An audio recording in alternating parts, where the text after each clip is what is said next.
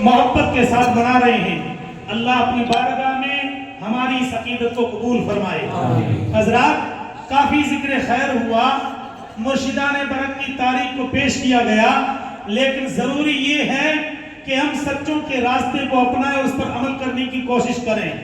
ایک میں رسول پاک کی حدیث کے حوالے سے جو ہمارے پیران مرشد نے اس بات کو وضاحت کے ساتھ جماعت میں رائج کرنے کا حکم فرمایا اور ملفوظات شریف میں اس کا ذکر پاک ہے، جس سے ہماری جماعت دور ہوتی ہوئی جا رہی ہے، وہ یہ ہے جس کے بارے میں آقا انعامدار مدینے کے تاجدار دونوں جہاں کے سردار صلی اللہ علیہ وسلم نے جو حکم فرمایا تھا، اس سے ہماری جماعت، ہمارے لوگ، چاہے وہ سکندری جماعت ہو، چاہے وہ سروری جماعت ہو، چاہے جیلانی جماعت ہو، لیکن اس حدیث پاک سے عمل کرتے ہوئے لوگ دور ہوتے ہوئے نظر آتے ہیں۔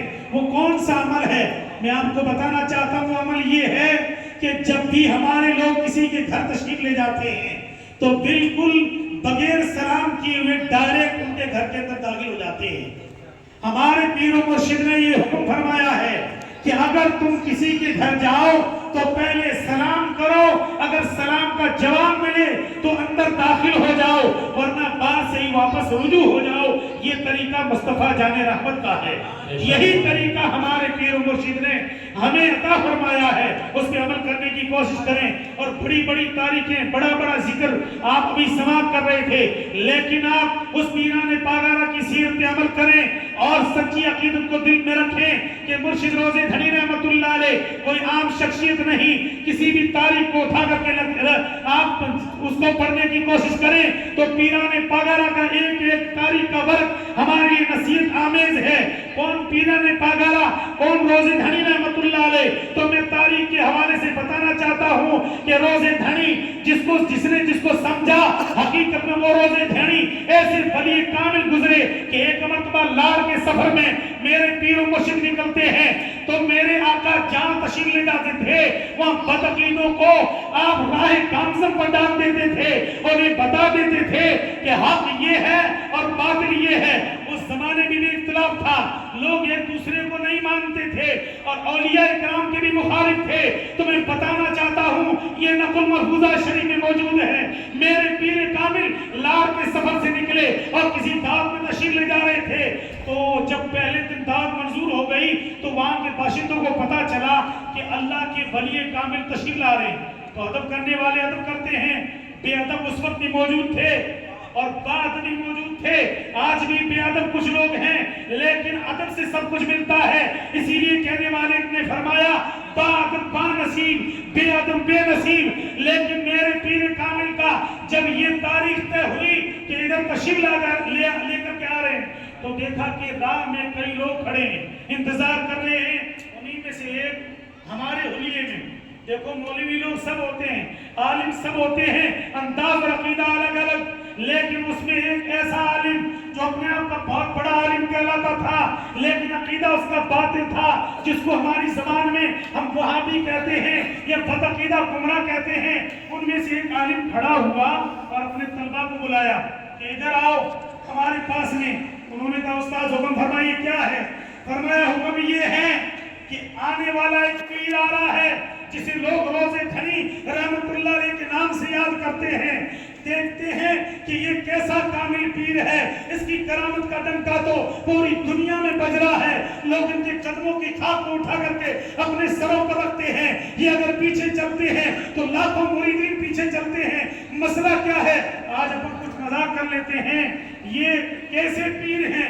ایسی دل میں ایک اس کے دل میں خیال پیدا ہوا جب اللہ کے ولی کامل پیر سائیں پاگا امام روزے دھنی بادشاہ رحمت اللہ تعالیٰ علیہ جب قریب پہنچے تو اس استاذ نے، اس عالم دین نے جو بدعقیدہ، اس کا عقیدہ درست نہیں تھا، اس نے اپنے شاگردوں سے کہا کہ آنے والا ایک آ رہا ہے جو اپنے آپ کو ولی اور پیر کہتا ہے، ذرا میں آپ کو ایک مشورہ دیتا ہوں، عمل کرو گے؟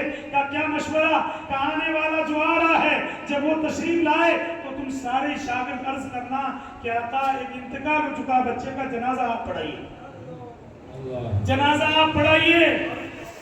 انہوں نے، بچوں نے کہا، ادب والے تھے بچے، کہا استاذ وہ تو سید ہے کہہ دو سبحان اللہ. سبحان اللہ.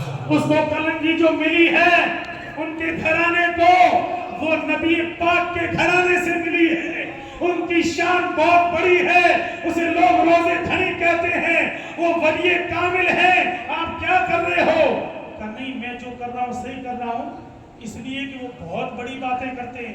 ذرا جان تو لیں, پرکھ تو کر لیں کہ ان کے دیوانے کتنے دیوانے ہوئی کرتے ہیں. کہا ٹھیک ہے. تو سارے شاگرد جو تھے دوسرے وہ تو مکر گئے. کہا میں نہیں سوؤں گا لیٹوں گا. وہ انتقال تو ہوا ہی نہیں تھا.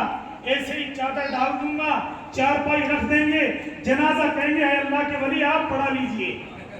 اللہ اکبر. ساروں نے منع کر دیا. ان کا اکلوتا بیٹا تھا. کن کا؟ اسی مولوی صاحب کا. سلا دیا. حضرت تشریف لائے. عرض کی ادب سے حضرت جنازہ پڑھائیے. تو اللہ کے ولی جو ہوتے ہیں وہ نگاہ ولایت سے پہلے ہی دیکھ لیتے ہیں. نگاہ ولی میں وہ تاثیر دیکھی, بدلتی ہزاروں کی تقدیر دیکھی. مرشد کامل نے روزے دھنی رحمت اللہ علیہ نے پہلے سے اس کی جو بدنیتی تھی, بد اخلاقی تھی, جان لی تھی. جیسے ہی تشریف لائے کہ آقا صفیں درست نماز پڑھائیے. اللہ کے ولی کامل کھڑے ہو جاتے ہیں, پوچھتے ہیں, اپن بھی پوچھتے ہیں, جب جنازہ ہوتا ہے نا, کہا بھائی اجازت ہے؟ ولی سے پوچھتے ہیں کہ اجازت ہے. ایک مرتبہ پوچھا, 2 مرتبہ پوچھا, تیسری بار پوچھا تو اس عالم صاحب نے کہا ہاں اجازت ہے. اور اس بچے سے کیا رکھا تھا, جب جنازہ مکمل ہو جائے تو تم ہنس کے کھڑے ہو جانا تاکہ لوگوں کی ان کی ولایت میں شک ہو جائے, ان کی توہین ہو جائے, ان کی تذلیل ہو جائے, ان کی ذلت ہو جائے. معاذ اللہ. اس کی نیت یہ تھی.